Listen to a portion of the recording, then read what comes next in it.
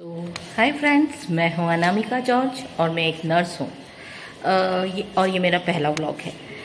मैंने यूट्यूब पे कई बार सर्च किया कि नर्सेस के लिए या उनकी लाइफ के ऊपर कोई वीडियोस आए, तो ऐसा मुझे कुछ मिला नहीं। तो मुझे लगा क्यों सर्च करना, क्यों ना मैं भी तो एक नर्स हूँ और एक व्लॉग बनाऊँ जिसमें कि नर्सेस की क्या ड्यूटीज़ होती हैं, कैसे वो वर्क करती हैं हॉस्पिटल में, प्लस वो कैसे अपने घर को मैनेज करती हैं, कैसे अपना किचन संभालती हैं और बच्चों को संभालती हैं। ओवरऑल मैं अपनी पूरी लाइफ के बारे में इस व्लॉग में बताऊंगी। तो क्या आप लोग भी मेरे साथ ऑन ड्यूटी होंगे? तो आइए फिर।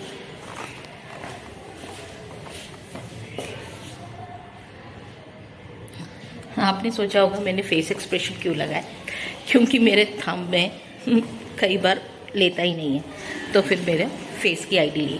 और क्योंकि मेरी अटेंडेंस हो चुकी है, तो चलिए फिर हम फ्लोर पे चलते हैं, जो कि मेरा ओपीडी सेक्शन है। मैं एक नर्सिंग होम में काम करती हूँ और टोटल हम लोग यहाँ पर 5 नर्सेस हैं। अब आप सोचेंगे 5 नर्सेस, ये तो काफ़ी कम हुआ।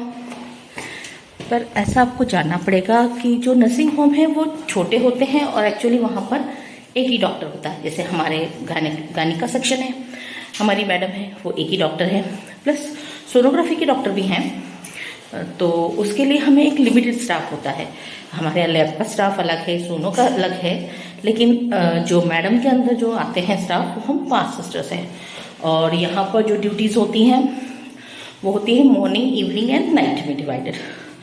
जो मैं थक गई, मैं सीढ़ी चढ़ के, एक्चुअली क्या है आज लिफ्ट बंद है। तो मैं अपनी सीट पे आ चुकी हूँ। जैसा कि अभी फेस्टिवल मोड ऑन है, तो ओपीडी क्लोज होती है और सिर्फ इमरजेंसीज ही चालू रहती हैं। जैसे कि फेस्टिवल मोड ऑन है, ओपीडी बंद है, तो हमारा स्टाफ भी काफ़ी छुट्टी पे है, क्योंकि देखिए फेस्टिवल तो सभी को मनाना है और of course the family comes first. So अब आगे देखते हैं आज का दिन कैसे जाता है। आप बने रहेंगे ना मेरे साथ में ऑन ड्यूटी।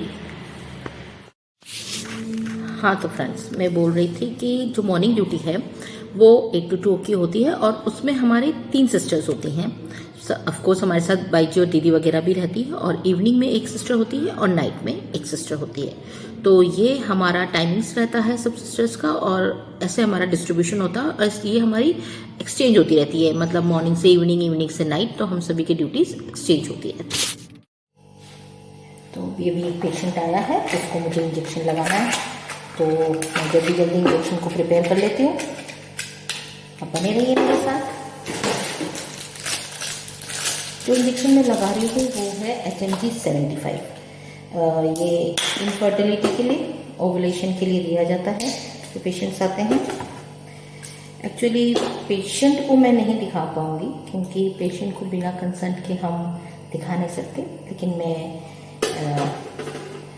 इंजेक्शन के बारे में आपको बता सकती हूँ कि ये इनफर्टिलिटी के लिए यूज़ होता है और ओवम को बढ़ाने के लिए। तो ये देखिए, इस तरह से मैंने इसको डिसॉल्व करा और अब मैं इसको सिरिंज में लोड कर रही हूँ। नाउ मैं निडल चेंज कर लूँगी, क्योंकि पेशेंट को ताकि दर्द कम हो। So here is injection ready. तो मैंने इंजेक्शन लगा दिया है और पेशेंट बहुत खुश है, क्योंकि उसको बिल्कुल भी दर्द नहीं हुआ। So good. तो दिन पूरा बिजी बीता, बिल्कुल भी फुर्सत नहीं मिली, क्योंकि आज मैं अकेली थी और एक हमारा मेडिकल स्टोर का स्टाफ था, तो बिल्कुल भी टाइम नहीं मिला। लेकिन फिर भी मैं आपको अपने इस ब्लॉग में फीमेल्स में होने वाली कुछ ऐसी परेशानियां जो जनरली हम लेडीज़ को हो ही जाती है, उसमें से एक होती है यूटीआई।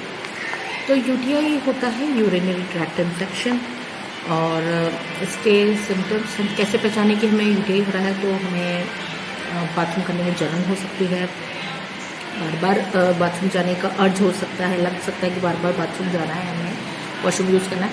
और हमें टीस भी चल सकती है, और किसी किसी बहुत सीवियर केसेस में ब्लड भी आने लग जाता है हमें यूरिथ्रा से, और ऐसे ये होता है कि फीवर आने लग जाता है। तो ये सब सिम्टम्स यूटीआई के हो जाते हैं। अब ये होता क्यों है, कई बार जैसे थोड़ी पुअर हाइजीन से भी हो जाता है, और हम कम पानी पीते हैं, या हम जो शेयरिंग वॉशरूम्स वगैरह यूज़ करते हैं तो उससे भी हो जाता है।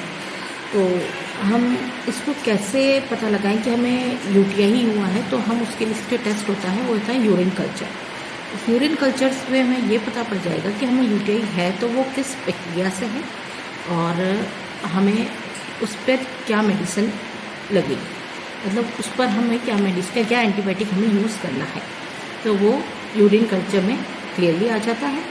और यूरिन कल्चर की रिपोर्ट है वो 3 दिन में आती है। तो जब भी हमें यूरिन कल्चर कराना है तो हमें उससे पहले कोई एंटीबायोटिक स्टार्ट नहीं करनी चाहिए, पहले हमें टेस्ट करा लेना चाहिए, यूरिन का सैंपल दे देना चाहिए, फिर ही हम कोई जो डॉक्टर हमें प्रिस्क्राइब करे वो एंटीबायोटिक हमें स्टार्ट करनी चाहिए। वो तो ऑफकोर्स डॉक्टर के पास आप जाएंगे तो वो आपको बता ही देंगे कि पहले आप सैंपल दे दो, उसके बाद से आप एंटीबायोटिक स्टार्ट करो।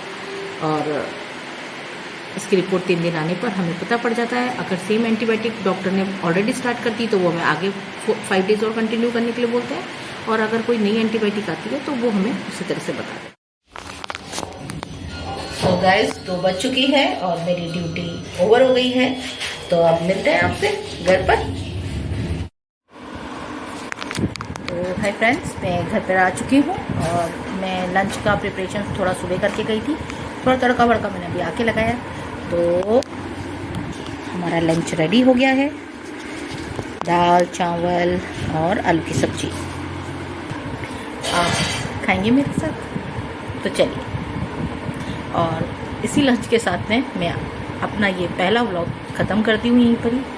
और please do like subscribe to my vlog, तो कि मैं नर्सेस की लाइफ के बारे में और अपनी फैमिली के बारे में, और मैं किस तरह से कैसे शॉर्टकट मेथड से रेसिपीज बनाती हूँ, वो सब मैं आपको आगे आगे ब्लॉग्स में डाल सकूँ। So please please please please please subscribe my channel. Bye bye.